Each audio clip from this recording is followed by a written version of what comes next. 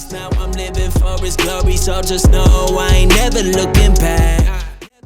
Good afternoon, everybody. Welcome back to the channel. I'm so glad to have you, and I'm really happy to be here with you and share this message with you. So hey, we're going to be reading out of our daily reflections book, and today is July 27th. It's Saturday. It is very warm and muggy here in Minnesota. It's about 100 degrees with a humidity dew point that's way high. So we're just hanging out at home, and I told my family that I would hang on them and love on them today. And so I'm not riding the bike today, and due to the weather, I think it'd be a good idea just to hunker down and hang out with the family where it's nice and cool.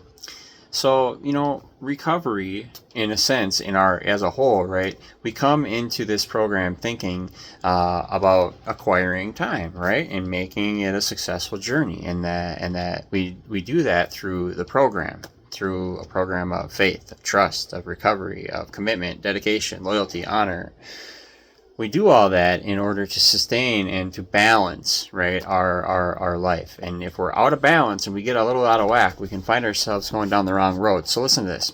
Given freely, we will make every personal sacrifice necessary to ensure the unity of AA, or the program, or our program, our group, our team, our we, right? Amen.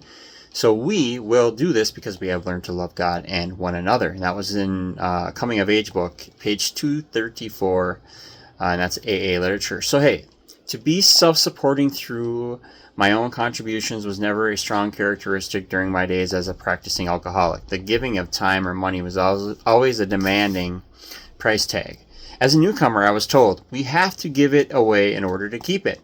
As I began to adopt the principles of this program in my life, I soon found it was a privilege to give to the fellowship as an expression of gratitude I felt in my heart. Love of God and of others became my motivating factor in my life with no thought of return, right? Getting anything in return, right? So that's step 12, amen. So I realize now that giving freely is God's way of expressing himself through me, through us, through our program. So let's talk about this balance. This balance that we're looking at when we talk about recovery is sometimes centered around, our default, right? So the teeter-totter, right? So in the middle, where's our default? So if we have a default and we're always getting flustered, anxiety-ridden, we're worrying, we're always getting mad or angry or vengeful, then we got to kind of recalibrate our default, right? Our balance. So what's this balance look like? Well, if we're taking drugs or alcohol, this is going to affect our balance. This is going to throw things out of whack. Now,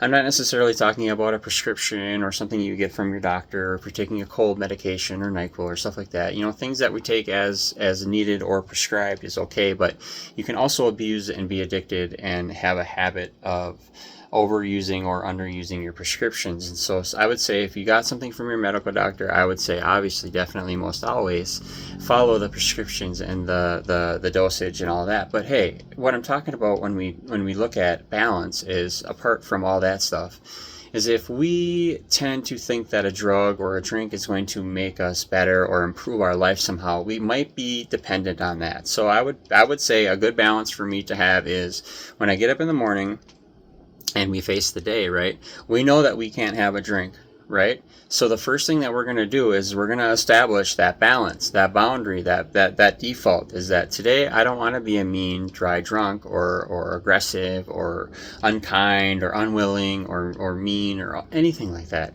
So when I wake up, we got to start off the day with say a prayer or a daily reflections reading or something in your program, in your default, in your settings, in your baseline, right, that you can fall back onto. And then once it becomes a habit, you will fall back on that, and that'll be your default. So if you go to meetings or you read a lot of literature or recovery literature, or like to take walks, you do gardening, you like to ride your motorcycle, these are some of the things that I find myself doing to keep that balance, right? You're not going to keep the balance by watching TV all day. You're not going to keep the balance by working all day, every day, all the time.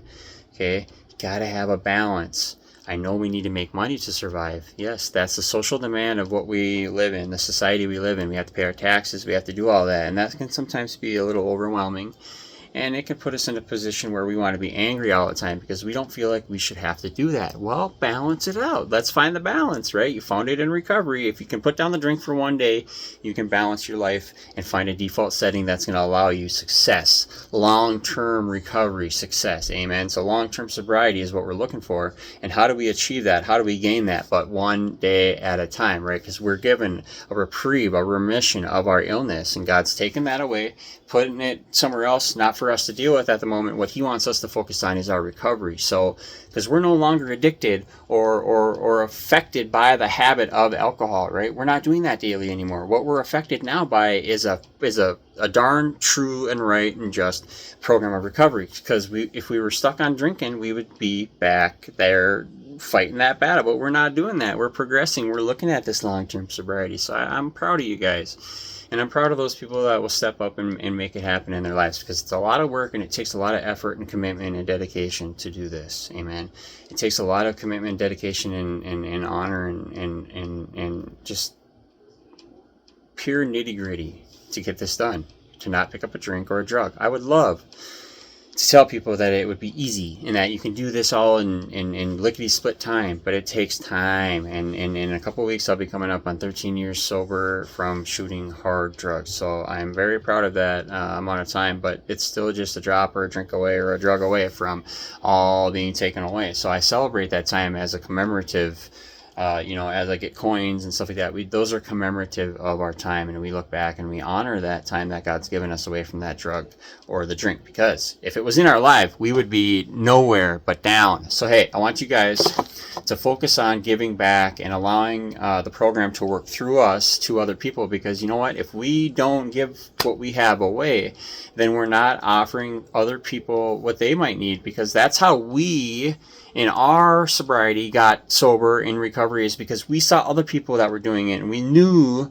that we wanted to be like that one day and that we wanted to reach that spot. So what did we do? Well, we emulate, we copy, we made an example out of them, and we said, hey, I want to do that, so I did that. So I remember my counselor on my outpatient program on Saturday mornings and during the week. He was there. He was there doing it. He was teaching us how to stay sober on the weekends, and I remember these people, and I remember my sponsors, and I remember my sponsees, and I remember my counselors, and these people are the ones that are practicing 12 step, because I remember them, because they were giving back to me so much of what I needed in order to get a leg up or a hand up in recovery. I don't want to hand out. We don't want to hand out. We want to hand up. We want to offer people the answer or the clue or the solution to their problem. And you know what it is? It's faith. It's God. It's a amount of faith that we can work up to have in order for us to stay sober. Because if we don't have faith, we don't have trust, Dilly, we're going to use. We're going to drink. I'll catch you on the next one. Dilly Love for ya.